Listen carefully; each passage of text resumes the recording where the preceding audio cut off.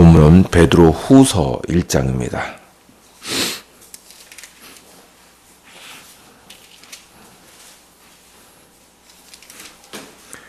베드로 후서 1장 12절부터 18절입니다.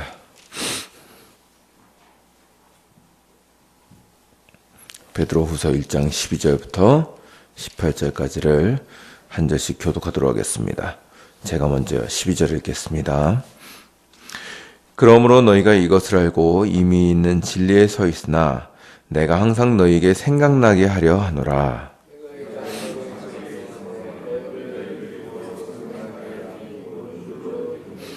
이는 우리 주 예수 그리스도께서 내게 지시하신 것 같이 나도 나의 장막을 벗어날 것이 임박한 줄을 알미라.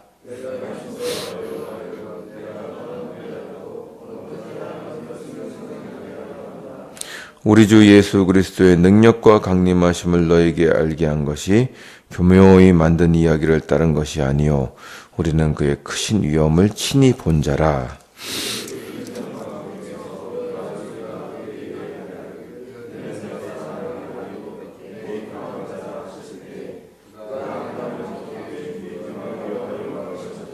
다 같이 읽겠습니다. 이 소리는 우리가 그와 함께 거룩한 산에 있을 때 하늘로부터 난 것을 들은 것이라. 아멘. 오늘부터 볼 서신서는 베드로 후서입니다. 오늘은 베드로 후서에 대한 첫 번째 시간이기 때문에 잠시 베드로 후서에 대한 서론적인 내용을 좀 살펴보겠습니다. 베드로 후서 역시 베드로 전서와 같이 예수님의 제자였던 베드로 사도가 쓴 것인데 그것은 베드로 후서 자체가 이제 증거하고 있는 것입니다. 베드로 후서 1장 1절을 한번 보시죠. 1장 1절부터 2절을 다 같이 읽겠습니다. 시작. 예수 그리스도의 종이며 사도인 시몬 베드로는 우리 하나님과 구주 예수 그리스도의 의를 힘입어 동일하게 보배로운 믿음을 우리와 함께 받은 자들에게 편지하노니 하나님과 우리 주 예수를 알므로 은혜와 평강이 너에게 더욱 많을지어다. 아멘. 베드로후서 1장 1절을 보시면 저자는 자신이 예수 그리스도의 종이며 사도인 베드로다라고 증언하고 있습니다. 베드로 후서를 쓴 시기는 베드로 전서를 쓴 때보다 약 2년 뒤인 주후 66년경으로 보고 있습니다. 이 서신을 박는 수신자는 전서와 동일하게 소아시아의 5개의 지역에 살고 있으면서 극심한 박해를 겪어서야 하는 성도들로 추정됩니다. 아마도 이제 1장, 그러니까 베드로전서에 나온 수신자와 동일하리라고 생각됩니다. 이 5개의 지역은 베드로전서 1장 1절에 기록된 대로 본도, 갈라디아, 갑바도기아, 아시아, 비두니아입니다. 이 후서도 전서와 마찬가지로 고난받는 성도들을 위로하는 것을 그 목적으로 합니다. 그런데 전서와는 조금 다른 특징들이 있는데 이것을 좀 기억하시면서 후서를 보시면 좋겠습니다. 첫째로 사도는 이 편지를 썼을 때에는 박해가 절정에 이르고 있을 때인 것으로 보입니다. 그것은 지금 사도가 자신의 죽음의 때가 가까웠다는 것을 예시한다는 점에서 알 수 있습니다. 이것이 오늘 읽으신 베드로 후서 1장 13절부터 15절에 기록되어 있습니다. 여기 보시면 베드로서 1장 13절부터 15절을 보시면 이렇게 되어 있습니다. 제가 한번 읽어보겠습니다. 내가 이 장막에 있을 동안에 너희를 일깨워 생각나게 함이 옳은 줄로 여기노니 이는 우리 주 예수 그리스도께서 내게 지시하신 것 같이 나도 나의 장막을 벗어날 것이 임박한 줄로 암이라. 내가 힘써 너희로 하여금 내가 떠난 후에라도 어느 때나 이런 것을 생각나게 하려 하노라. 아멘. 이제 14절을 보시면 자신이 장막을 벗어날 것이 임박한 줄을 안다고 함으로써 자신의 순교를 지금 예측하고 있습니다. 이제 이런 걸 볼 때는 베드로 전서 때보다 더 고난이 깊어진 때라고 추측할 수 있겠습니다. 이때에도 베드로 사도는 고난받는 성도들을 위로하고자 하여서 이 후서를 썼습니다. 둘째 특징은 뭐냐면 이 서신은 단순히 고난받는 성도들을 향한 위로뿐만 아니라 이제 성도들에게 어떤 경고를 하고자 하였는데 그것은 교회를 어지럽히는 거짓 선생들을 막고자 한 것이었습니다. 이제 이 내용이 쭉 나와 있는데 한번 2장을 한번 보시면 베드로후서 2장입니다. 2장 1절을 읽을 테니까 한번 좀 들어보십시오. 2장 1절입니다. 그러나 백성 가운데 또한 거짓 선지자들이 일어났었나니 이와 같이 너희 중에도 거짓 선생들이 있으리라. 그들은 멸망하게 할 이단을 가만히 끌어들여 자기들을 사신 주를 부인하고 임박한 멸망을 스스로 취하는 자들이라. 아멘. 그러니까 지금 여기서와 같이 지금 너희 중에 거짓 교사들이 있다라고 얘기함으로써 지금 교회 안에 거짓 교사들이 들어와 있는 것을 경고하고 있습니다. 이 거짓 선생들에 대한 이야기가 이제 베드로후서의 주된 내용이 되고 있는데 이들이 누구이냐 할 때는 아마도 초대교회에 있었던 영지주의자들인 것으로 보입니다. 초대교회를 가장 크게 공격했던 두 가지 이단 사상은 유대주의적인 율법주의와 헬라적 이원론인 영지주의였습니다. 이 두 가지 사상은 초대교회를 크게 어지럽혔는데 이 이제 율법주의자들이나 영지주의자들은 영적인 지식만 있으면 영이 구원받을 수 있으며 육체와 삶은 아무래도 상관없다고 가르치는 극단론적인 이원론에 빠진 사람들이었습니다. 그들은 이제 우리의 궁극적 구원의 목적은 영이기 때문에 육체는 아무래도 좋다고 가르친 것이었습니다. 그뿐만 아니라 이들은 육체의 구원을 중요하게 보지 않았기 때문에 이제 이게 하나의 논리적 결과인데 자연스럽게 전인격을 구원하러 오시는 예수의 육체적인 재림도 부인했습니다. 그러니까 이제 예수께서 다시 재림하시는 것은 우리의 영혼뿐만 아니라 육체도 구원하러 오시는 것인데 그 예수의 재림이 필요가 없는 겁니다. 어차피 육체는 버릴 건데 그걸 뭘 구원하러 오겠나? 그러므로 예수의 재림은 없다라고 주장하는 사람들이었습니다. 그래서 베드로후서를 보시면 이 예수의 재림이 없다 하는 자들에 대한 반박이 많은 내용을 차지하고 있습니다. 이것은 기독교의 구원을 영적인 것으로만 보고 육의 구원에 대해서는 간과한 하나의 결과물이었습니다.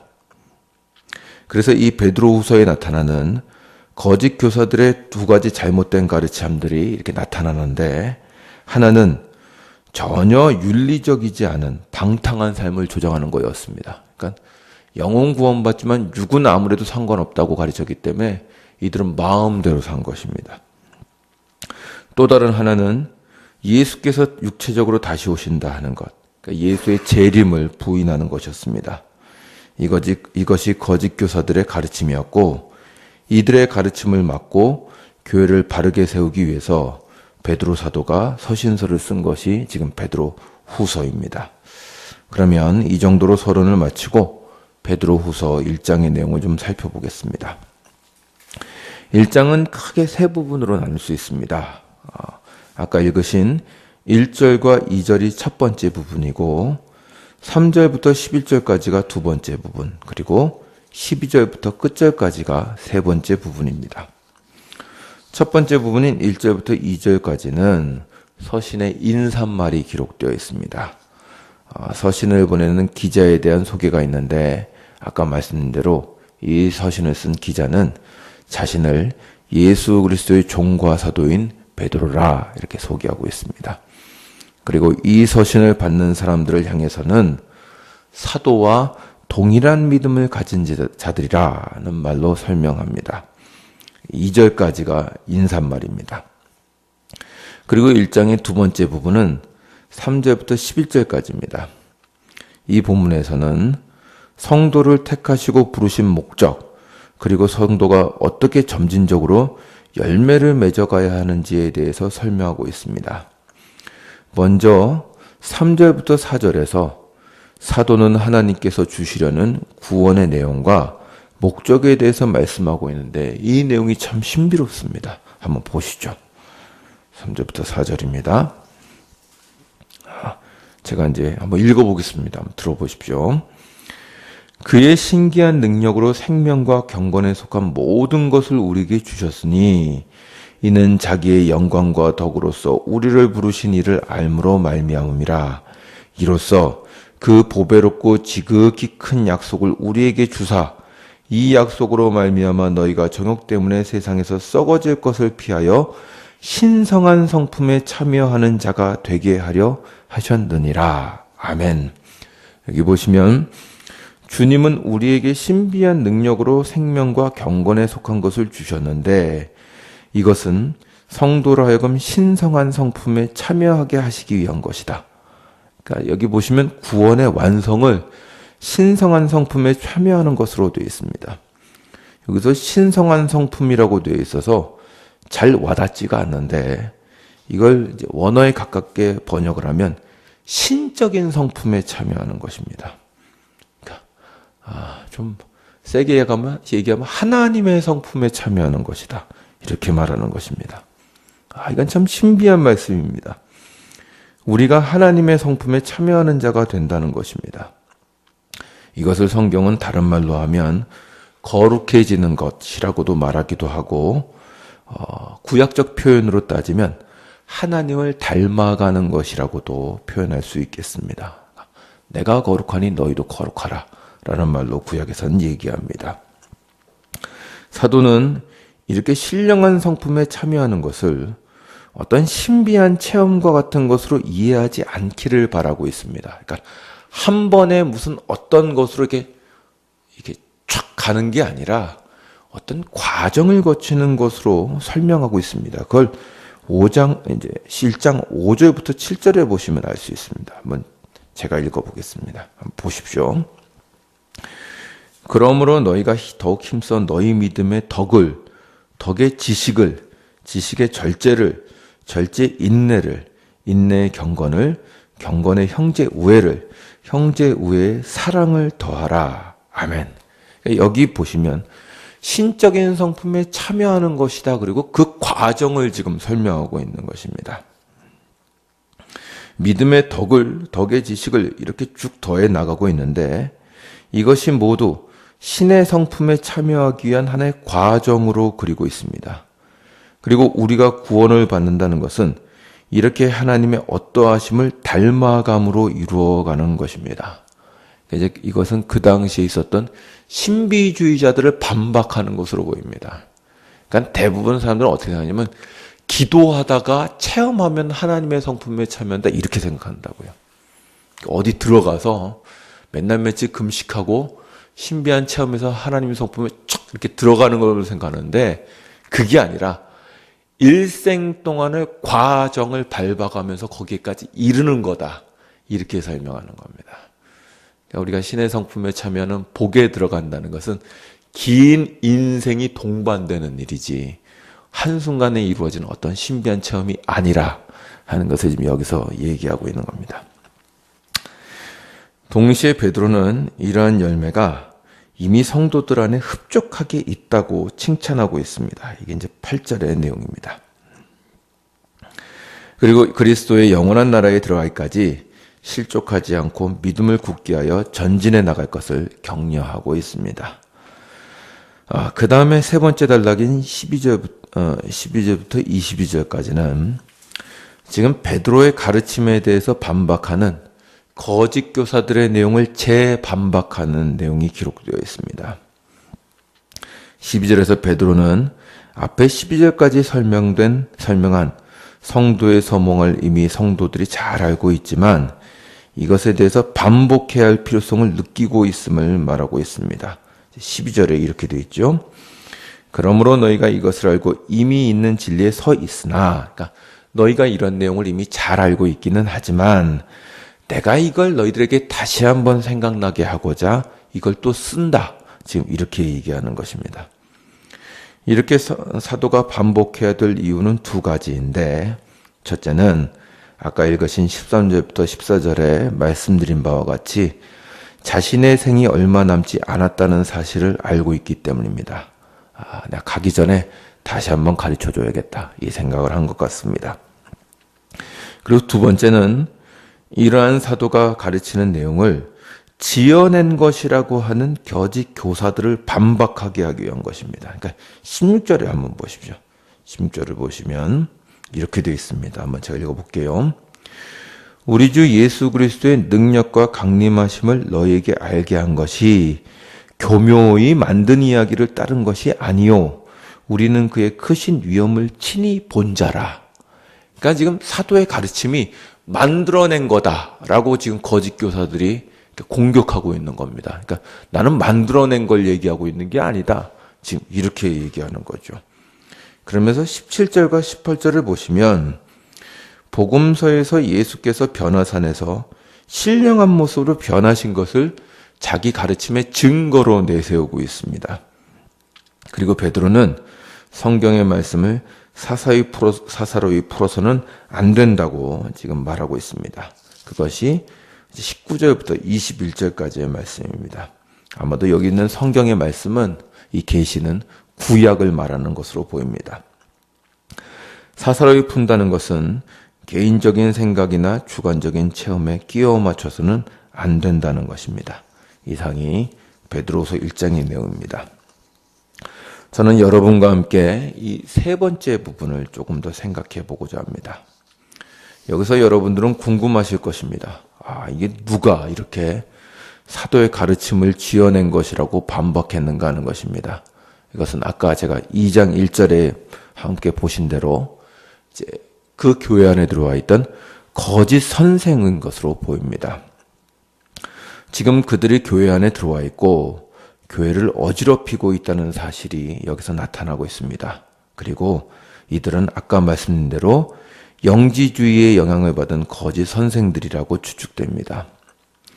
왜 이들이 사도의 가르침을 반박했는가 할 때는, 사도는 지금 성도들이 정신으로뿐만 아니라 영으로뿐만 아니라 이 육체가 거룩한 성품과 신비에 참여하게 될 것이라고 가르쳤기 때문입니다. 이 거짓 선생들에게는 육체는 아무런 의미가 없는 것이었습니다. 그것은 그저 세상에서 잠시 지나가는 영혼의 감옥이고 옷일 뿐이지, 이 육체가 거룩해지고 영광스러워진다는 것에 대해서 맹렬히 반대했습니다.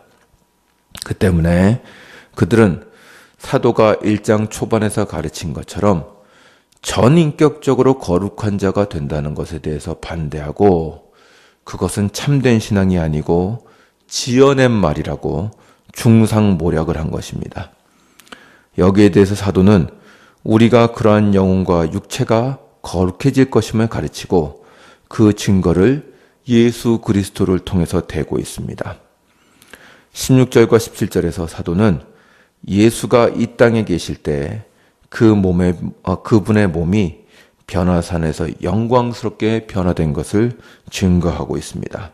그리고 예수가 그렇게 변하셨기 때문에 우리 자신도 변화될 것이라고 말하고 있는 것입니다. 이것이 베드로후서 1장에서 사도가 반박하고 있는 내용입니다. 여러분 잘 생각하셔야 됩니다. 기독교는 단순히 영의 종교가 아닙니다. 우리는 이것을 조심해야 합니다. 기독교가 영적이라고 하는 말은 하늘의 것을 소망하고 이 땅의 것이 아닌 하나님 나라의 원리를 추구한다, 그 삶의 원리에 따라서 산다는 면에서 영적이라는 것이지, 육체는 아무 소용없고 영만 중요하다는 것이 아닙니다.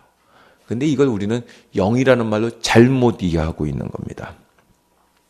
영은 소중하고 육체는 아무것도 아니라고 하는 것은 영지주의 이단의 것이고, 성경이 말하는 구원을 반쪽짜리로 만드는 것입니다. 주님은 우리의 영만 구원하지 않으십니다. 육체도 구원하십니다. 영과 육을 새롭게 하여 온전하게 구원하실 것입니다. 이러한 사고가 성도의 생에서도 나타나야 합니다. 성도는 단순히 생각을 거룩하게 하고 기도를 하고 성경 말씀을 많이 읽어서 거룩해지지만 않습니다. 그건 영지주의적인 사고입니다. 그들은 영적인 지식을 깨달으면 구원에 이른다고 가르쳤습니다. 성경은 그렇게 말하지 않고 우리가 깨달은 바를 행하고 이웃을 위해서 돌보고 생각이 아니라 실천하라고 가르칩니다. 생각만 하는 진리는 진리가 아닌 것이며 머리로만 아는 것은 아는 게 아닙니다. 사랑을 논하고 옳은 것을 판별하는 것은 쉽습니다. 문제는 그렇게 살고자 발버둥 치고 있느냐 하는 것입니다. 아까 읽은 대로 사도는 5절에서 성도들에게 말합니다. 너희 믿음의 덕의 지식을, 지식의 절제의 인내를, 인내 경건을, 경건의 형제 우애를, 형제 우애의 사랑을 더하라고 말합니다. 이 구절을 잘 보십시오. 지적인 믿음으로 시작해서 사랑이라는 행위로 끝나고 있습니다. 그리고 이 사랑에 가기까지 수많은 실천과 행함이 있어야 하는 것을 가르쳐 줍니다. 영지주의는 이게 없는 겁니다. 이걸 기도나 신비한 체험으로 뛰어넘을 수 있다고 가르치는 겁니다. 이게 영지주의와 기독교의 차이입니다. 그들은 논쟁가들이었고 학자들이었습니다. 그러나 자신들이 깨달은 바를 행하지 않았고 그렇기에 그들의 삶은 방탕하기가 이를 데 없었습니다. 이론은 훌륭했지만 삶은 형편없었습니다. 이 얼마나 모순되고 우스운 상황입니까? 아는 것과 행하는 것은 전혀 다른 문제입니다. 부모가 무엇인지 머릿속에서 생각하는 것과 부모가 실제로 되어서 아이를 돌보는 것은 전혀 다른 문제입니다. 저도 잘못 생각했던 건데 부모가 되기 전에 부모가 되는 법이라는 책 한두 권 읽고 다 알 수 있다고 생각했습니다. 얼마나 가당치 않은 생각입니까? 부모는 그렇게 되는 것이 아니라 밤에 울어잡기는 아이가 왜 우는지 몰라서 어쩔 줄 몰라 하며 땀을 뻘뻘 흘리고 달래면서 부모가 돼 가는 것입니다. 고집을 부리는 아이를 달래고 때론 야단을 치고 속상해하면서 부모가 되는 겁니다. 자녀를 향한 사랑, 헌신, 인내, 희생 등이 종합적으로 들어가서 부모가 되는 거지 부모에 대한 정의를 할 수 있다고 부모가 되는 건 아닌 겁니다. 성도도 그렇습니다. 성도는 말로 되는 것이 아니며 지식으로 될 수 있는 것이 아닙니다. 지식에서 나오는 거룩과 열매가 있어야 하는 것입니다. 이제 말만 하는 성도가 아니라 말을 아끼고 행동에 옮기는 성도가 한국교회에 필요할 때입니다. 이제 한국교회는 혹은 우리는 지금까지 말로만 신앙생활을 한 것을 반성할 때가 되지 않은가 싶습니다. 우리 자신을 위해서 기도합시다.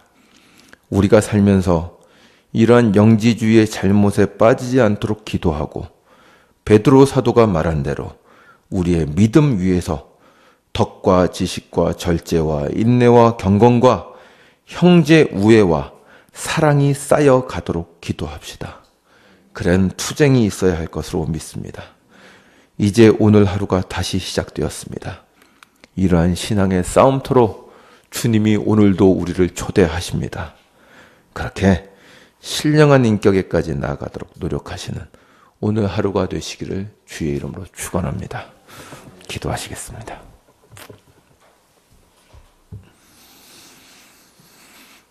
주님, 영지주의자들은 몇 가지 영적 지식과 체험이 있으면 모든 것을 다 통달했다고 믿었습니다.